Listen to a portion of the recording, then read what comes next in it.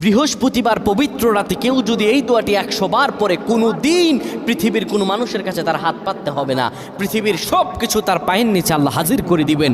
দারিদ্রতা থেকে মুক্তি দান করবেন, বিপদ আপদ থেকে মুক্তি দান করবেন, তার সম্মানকে সুউচ্চতা দান করবেন, অসুস্থতা থেকে দূরে রাখবেন।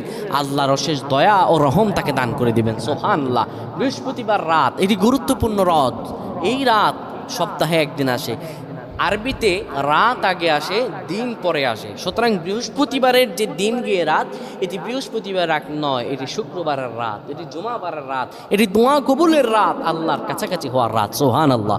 এই বৃহস্পতিবার রাত আল্লাহ তাআলা বান্দার দোয়া কবুল করেন।